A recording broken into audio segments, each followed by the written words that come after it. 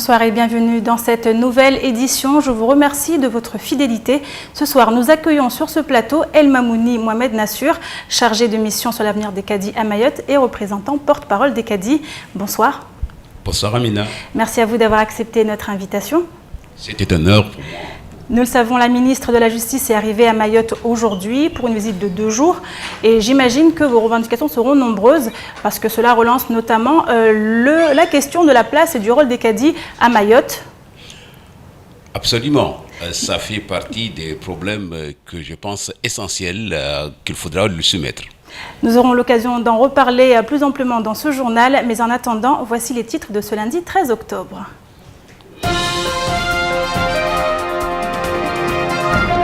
Très attendue à Mayotte, la garde des Sceaux, Christiane Taubira, est arrivée aujourd'hui. Une visite de 2 jours avec un programme plutôt chargé. Inauguration du greffe du tribunal de commerce, visite du tribunal de grande instance, entre autres, le point dans ce journal. Nouvelle agression à Cavani, un jeune homme asséné de coups par une bande de jeunes, et ce pour une simple histoire de cigarette. Et enfin, les cadis sur le qui-vive, ils comptent bien profiter de la visite de la ministre de la Justice pour demander la revalorisation de leur statut.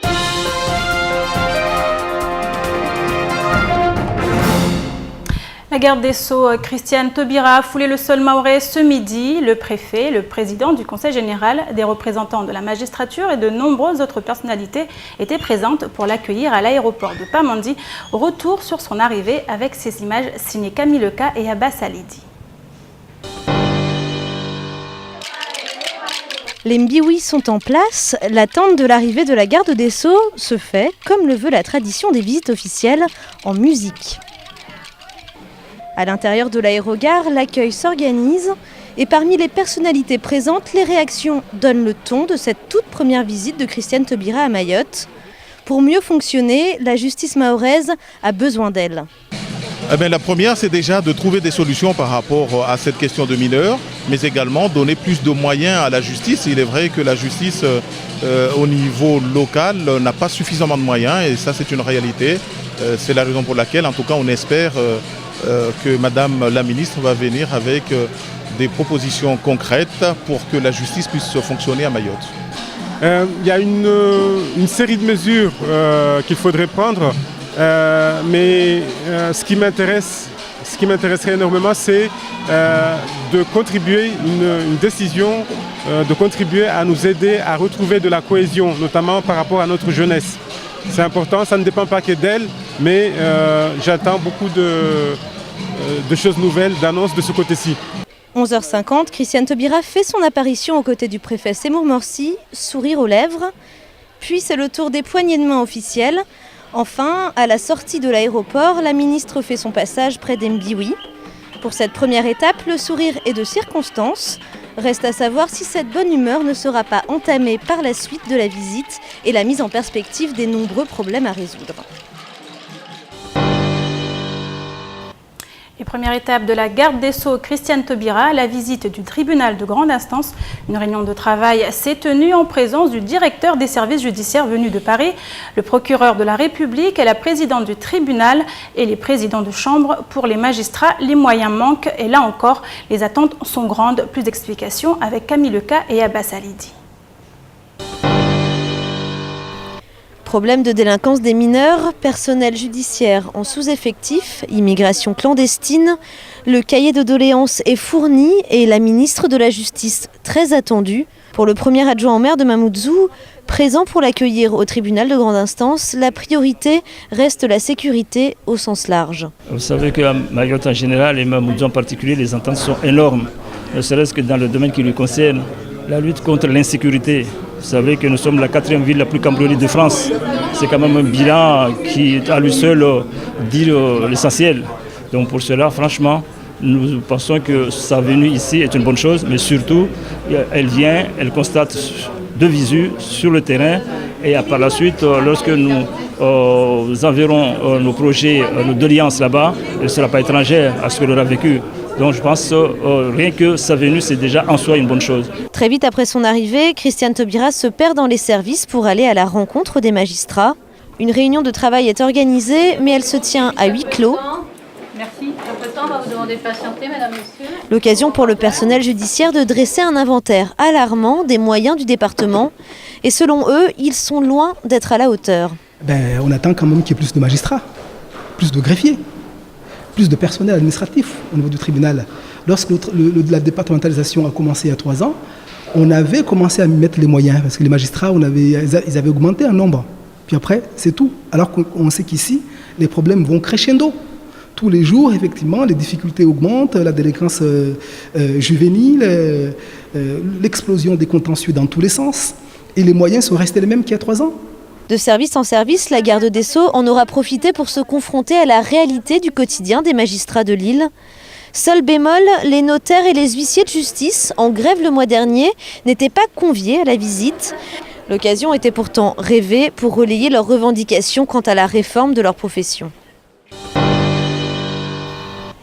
Et pendant sa visite au tribunal de grande instance, Christian Taubira a aussi eu l'occasion de se confronter à un problème qui ne pouvait pas passer inaperçu. Il s'agit de l'engorgement du service d'état civil.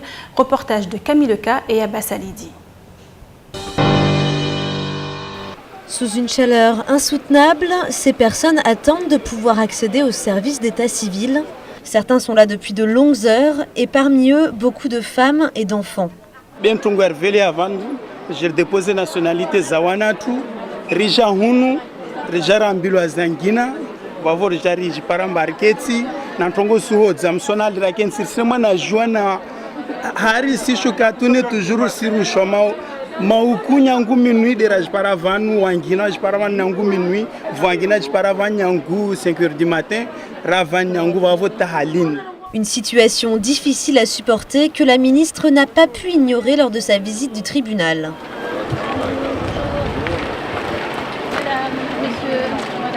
Pour le sénateur Abdourahmane Swahili, c'est une prise de conscience importante qui pourrait faire avancer les choses. Ça montre exactement la situation de Mayotte en matière d'immigration. Parce que tous ces gens qui sont dehors, ce sont des gens qui sont venus pour chercher des solutions. Ce sont des gens qui sont venus pour chercher des papiers. Donc c'est automatiquement des gens, peut-être on peut dire 60-70% des gens qui sont en situation irrégulière et qui viennent demander la régularisation de leur situation. Donc tous ces problèmes-là demandent quand même de réponses. Aujourd'hui, la ministre de la Justice l'a bien vu. Il faut maintenant qu'elle prenne acte.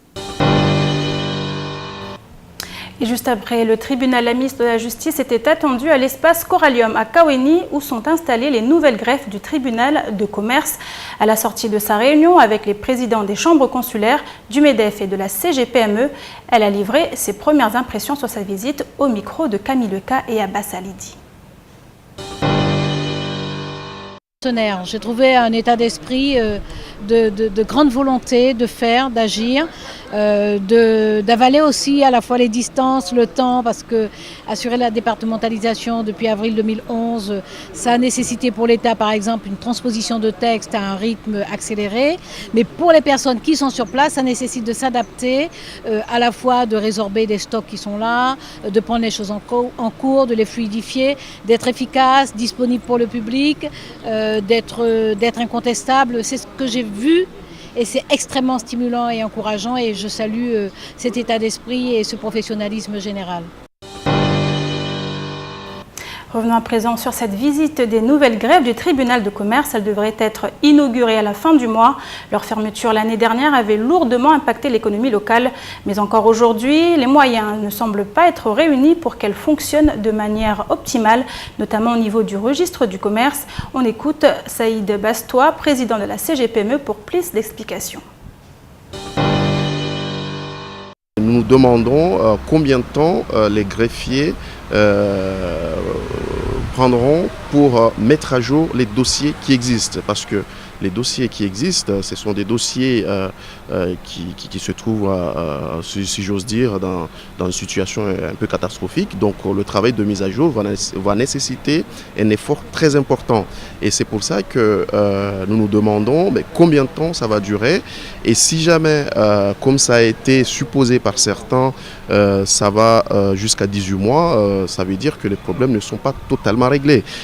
Mais il faut savoir que le ministère nous a rassuré qu'il y aura une forme de collaboration, donc le greffe travaillera en parfaite collaboration avec les organisations professionnelles et les chambres consulaires, de manière à définir des priorités pour que certaines entreprises qui nécessitent des documents de manière urgente puissent se les procurer dans les bonnes conditions.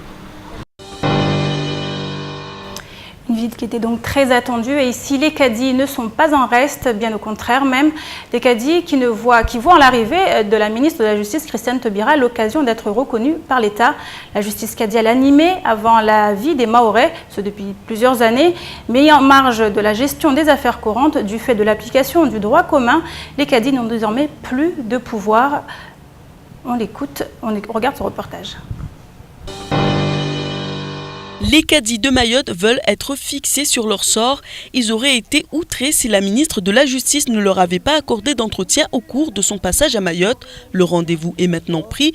Plusieurs choses vont être abordées lors de leur rencontre demain. Ils délivrent quelques-uns des sujets qui seront abordés. On écoute le cadi Ridjali. Peut-être on va recevoir le ministre, mais ce qu'on voulait aborder dans nos missions, c'est qu'on a déjà fait un rapport final, justement pour l'avenir de Cadi. Mais là, on entend les réponses parce qu'on entend qu'on serait médiateur, mais on ne sait pas quel genre de médiateur qu'on serait jusqu'alors, il n'est pas encore défini. Dépassée par l'application des lois françaises, la justice cadiale à Mayotte est mise au second plan. Elle n'est plus qu'une administration sans âme, n'ayant plus autorité sur le département. Mayotte doit appliquer les lois françaises dans la laïcité. Au début de la commission de révision de l'état civil, il y avait un représentant du gouvernement, c'est-à-dire un représentant de la préfecture, un représentant du Grand Cadi, un représentant du maire et un représentant du conseil général. Mais je ne sais pas comment ça se fait. Ils ont voulu basculer les Mahorais dans le droit commun sans leur avis. Donc il nous a enlevés dans cette audience où nous on ne participe pas actuellement. République française avec plus de 80% de la population musulmane, Mayotte perd peu à peu son identité et se lance à toute vitesse vers une nouvelle organisation. Au milieu de tout cela, les cadis ont perdu leur place dans la société mahoraise. Ils espèrent toujours être reconnus comme représentants de la justice sur l'île Lagon. Pour l'heure, ils sont des médiateurs qui travaillent pour le Conseil général et ne peuvent prendre aucune décision sans l'aval de la maison décentralisée. Des images signées Shakila Issouf et Fred Souleymana. Avec nous ce soir, El Mamouni Mohamed Nassur, représentant des cadis, porte-parole des cadis, également chargé de mission sur l'avenir des cadis. Ce reportage nous montre à quel point les cadis sont incertains sur le sort que leur réserve justement la situation à Mayotte.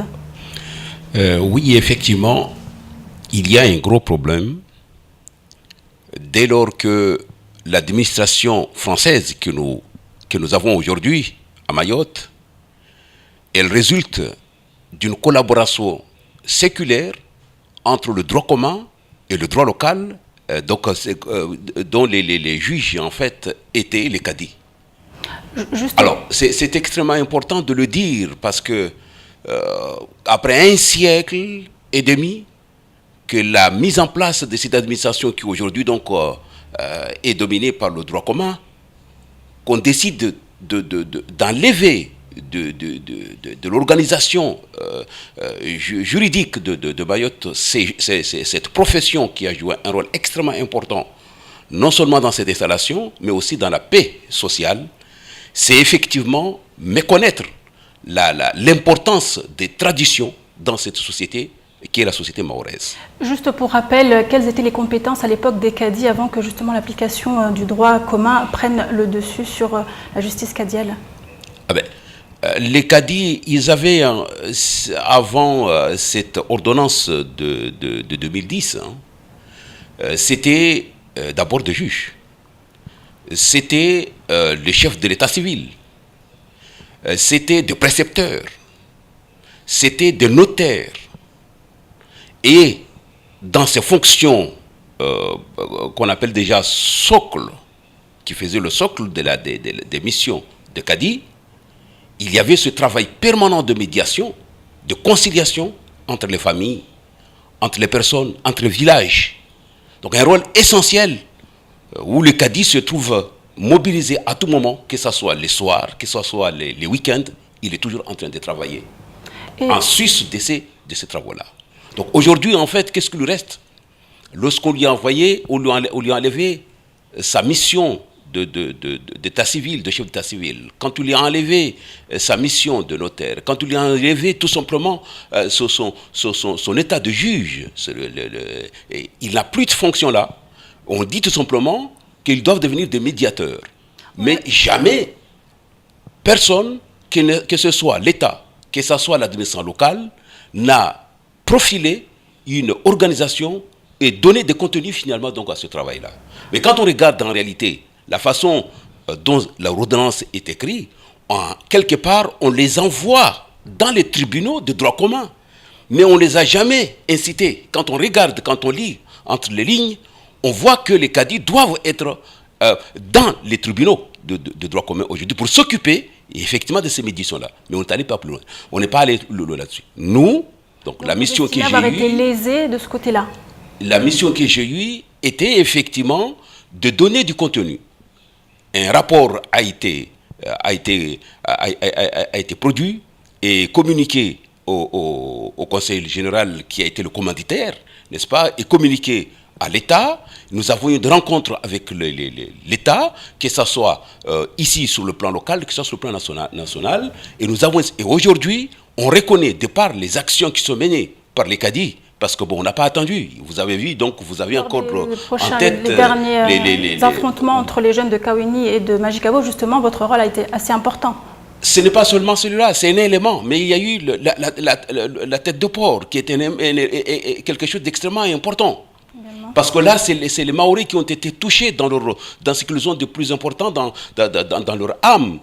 Parce que l'islam, c'est quelque chose d'extrêmement important dans Mayotte, aussi bien pour ceux qui sont musulmans que pour ceux qui ne sont pas musulmans. Donc en fait, ils ont été touchés. Et ça, il y a eu effectivement, sans l'intervention des cadis, eh ben, ça aurait été l'explosion sociale.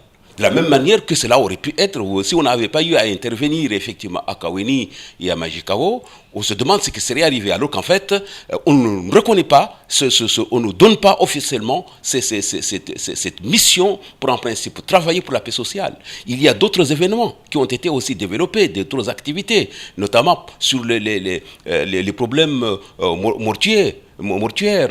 Et nous sommes arrivés à apaiser les gens lorsqu'il y a eu des jeunes, des nourrissons qui ont été inhumés sans le respect des traditions, n'est-ce pas? Bon, il y a eu un mouvement extrêmement qui allait être explosif. Nous avons eu aussi à intervenir pour ramener finalement donc la paix sociale et une convention a été signée, ce qui a apaisé la société. Mais on ne peut pas continuer, si vous voulez, à bricoler.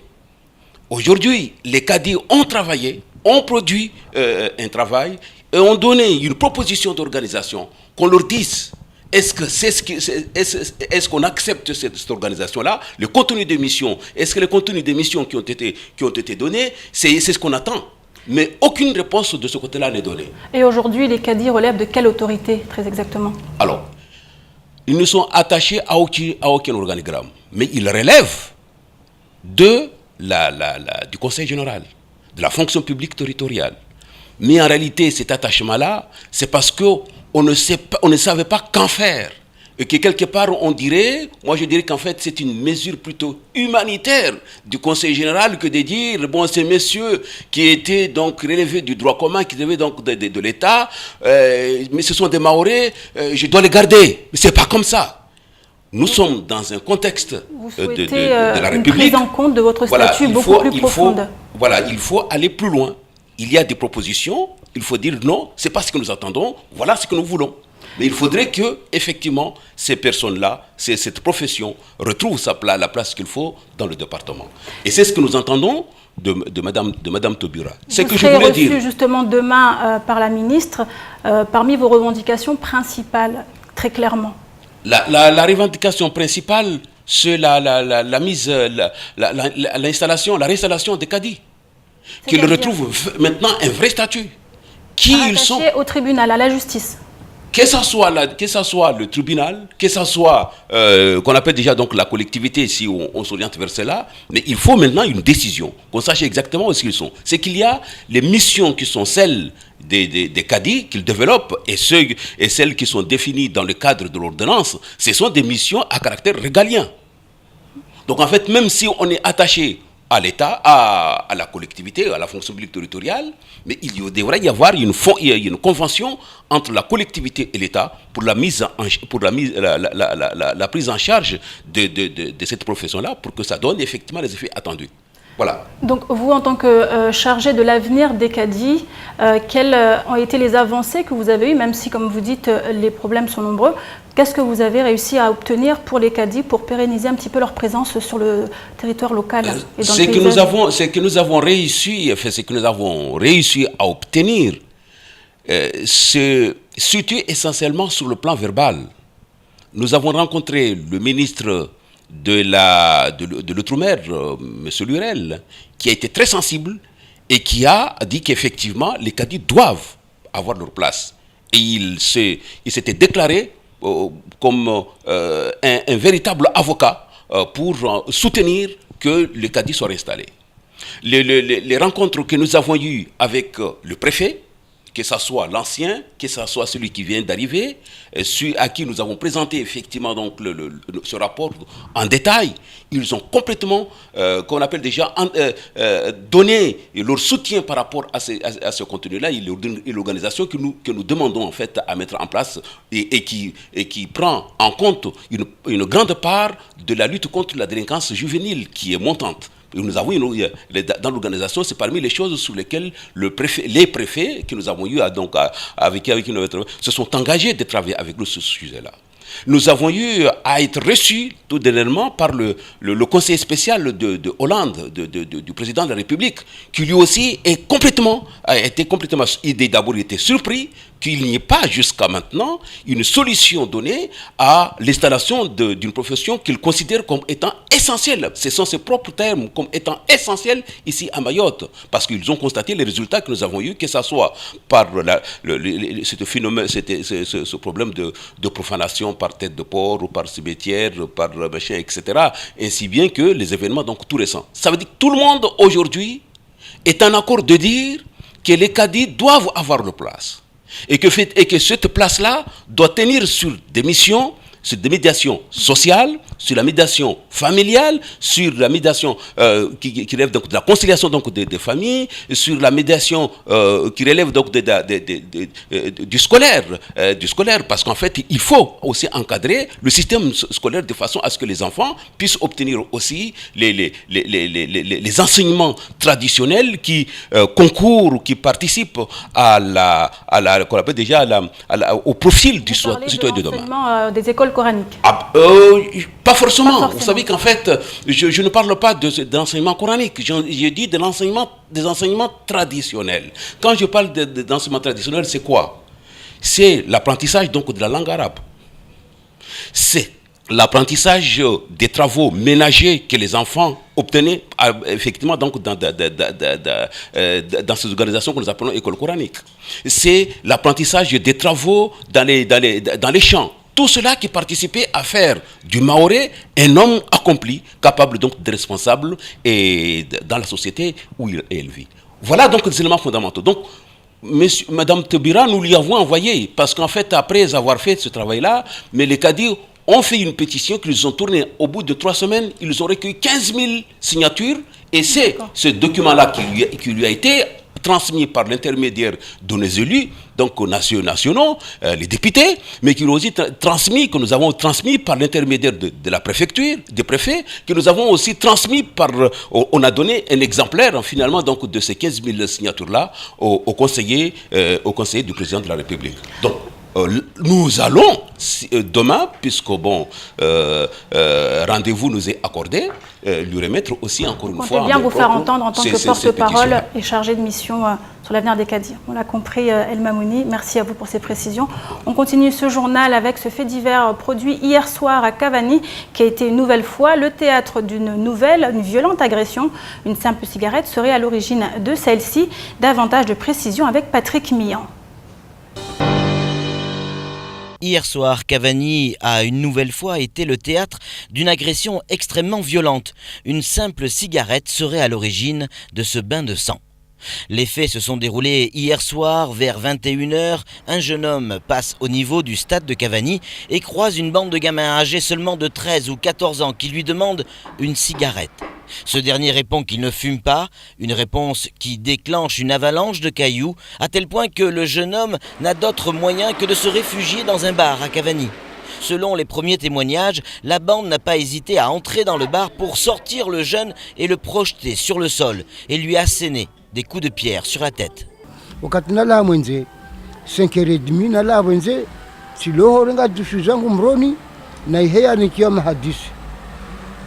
Namazishintini diajiri ambava mwanamtsa aroswambio nyangu stadi tahea hunu ajaremwa vavo Dokumamtsoe waliokia kuzoshisha.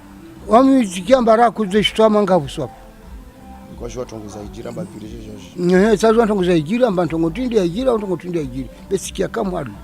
Selon les témoins, les pompiers sont arrivés très rapidement sur place et ont porté secours à ce jeune allongé sur le trottoir dans une mare de sang. La victime sera transportée au CHM en urgence. Ses jours ne sont pas en danger, mais il a frôlé la mort pour une simple cigarette. Autre fait divers, cet accident survenu ce matin à 10h du côté de Doujani. Un enfant âgé d'environ d'une dizaine d'années se trouve sur la route nationale au niveau du rond-point. Il traverse la chaussée quand une voiture arrive. Voulant l'éviter, il trébuche et sa tête percute le sol. L'enfant est blessé, son état est stable, mais le choc a été violent. Les Doujaniens n'en reviennent pas car tous les jours, des enfants s'amusent aux abords des routes et tous les ans, un enfant décède dans des circonstances dramatiques. Reportage du Shakila Youssouf et de Fred Soleimana. Aujourd'hui, ce sont deux petits garçons qui se rendaient à la mangrove du côté de Doujani 1 pour attraper du crabe. Le premier, Mouslim, traverse et le deuxième, Karim, voulant le suivre, évite de justesse un 4x4, mais en tombant se heurte au trottoir et se blesse à la tête.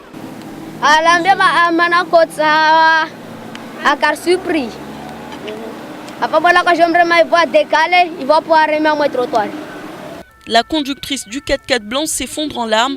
L'émotion est trop grande pour pouvoir mettre des mots sur ce qui vient de se produire. L'enfant aurait perdu beaucoup de sang selon les témoignages. Il a été évacué par les pompiers. Sa mère a été transportée par le SMUR au CHM pour l'accompagner. Le pronostic vital de l'enfant ne semble pas être engagé. Les enfants ne cessent de jouer quotidiennement aux abords des routes. Ni les parents, ni les autorités n'arrivent à leur faire entendre raison sur le fait de ne plus jouer sur les trottoirs. Un énième accident qui vient relancer le sujet de l'encadrement des jeunes à Mayotte. Et nous terminons ce journal avec la première édition de la Fête de l'énergie qui s'est tenue ce samedi à Mamoudzou sur la place du marché. L'occasion pour l'espace Info Énergie et ses partenaires de sensibiliser la population autour des questions d'économie d'énergie. Les précisions de Camille Leca et Shakila Youssouf. Éco-gestes, rénovation énergétique des logements, énergie renouvelable. Au fil des stands, c'est un véritable voyage à travers les économies d'énergie que proposaient les exposants. Entre les ateliers et les démonstrations, petits et grands avaient l'embarras du choix. La fête de l'énergie, le village de l'énergie, c'est une fête qui est relayée au niveau national par les espaces Info Énergie. Et donc ici, l'espace Info Énergie qui est tout juste créé depuis cette année, a mis en place cet atelier avec des animations et des informations sur comment faire des économies d'énergie dans la maison. De 9h à 17h, l'espace Info Énergie et de nombreux partenaires comme la DEAL, l'ADEME ou encore l'EDM étaient mobilisés. L'occasion pour la population de bénéficier de conseils entièrement gratuits sur les travaux d'isolation énergétique et notamment sur les aides financières dont ils peuvent bénéficier. Mais pas que, les enfants étaient aussi une cible de choix.